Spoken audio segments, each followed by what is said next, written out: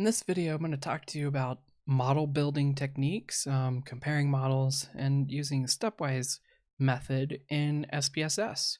So go ahead and open SPSS, get some data ready, and let's begin.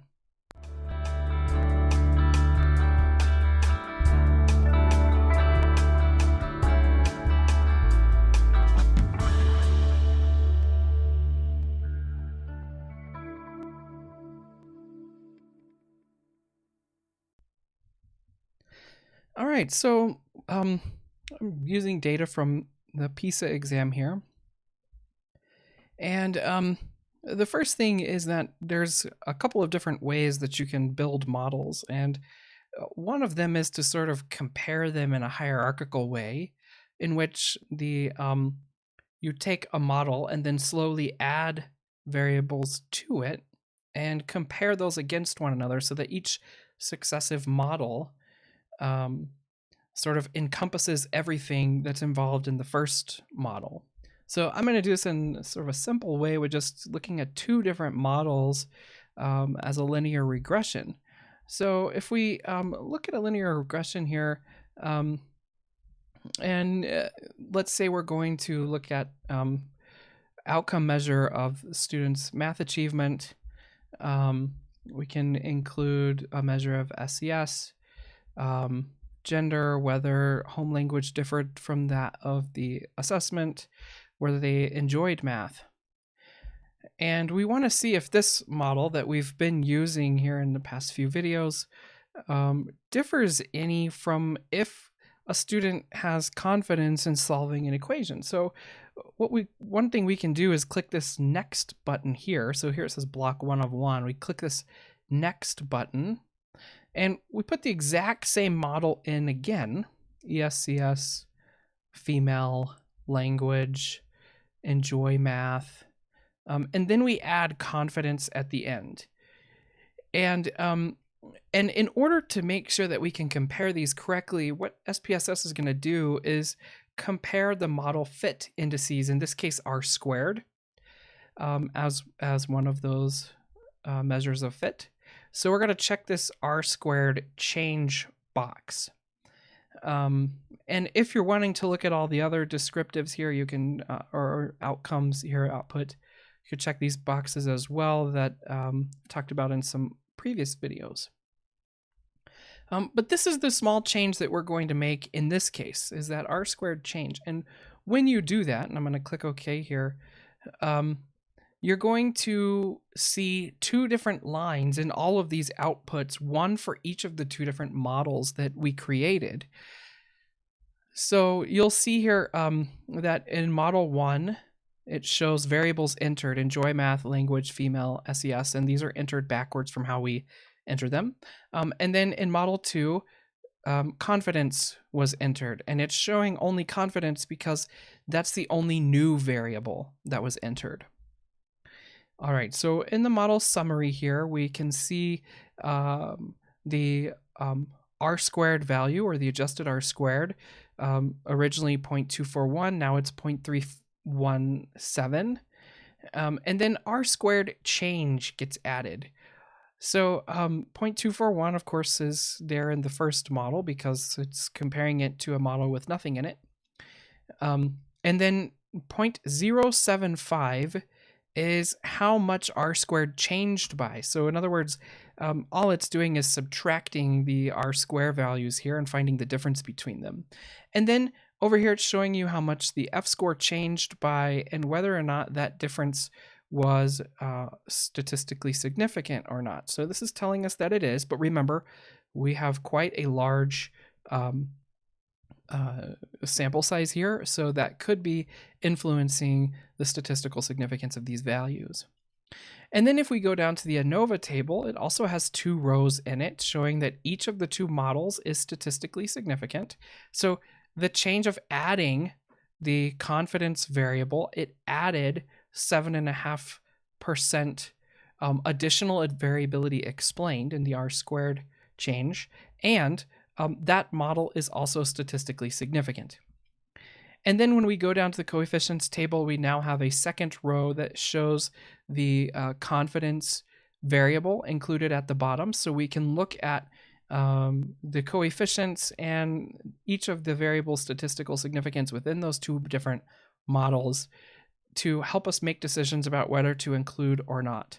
And at this point, most of the focus is on this R² change and whether that's going to have an impact. Now, I would also say there are other things we could look at in this coefficients table, like the semi-part correlations, for instance, in order to make decisions in helping us build models. All right, so the other thing that you can do is what's called a stepwise method. So if we go to regression, linear, I'm just going to hit this reset button down here in the bottom left to clear all this out because we don't need both of these blocks in here anymore. So I click reset, and to run the stepwise method, we can put this in as the dependent variable again, put SES, female, language, enjoy math, and then we're going to go ahead and add confidence. And the only change that we're going to make is under method here where it says enter, we're going to change that to stepwise. And of course, make sure that we've checked R². You could also check the part and partial correlations box in order to get those for each of these in order to tell how much they're adding, although I'm going to show you how we're going to be able to tell a little bit about that without checking that box at this point. So before I hit OK, there's a small little caveat here. The stepwise function is sort of viewed by a lot of statisticians as similar to what we might call p-hacking. And so extra care is needed in order to do this. It is simply making decisions only based on statistical information. And model building should be heavily incorporating ideas from theory. So doing this without having thought processes or other ideas involved in order to help you build models is highly looked down upon. So it needs to be done with very careful thought.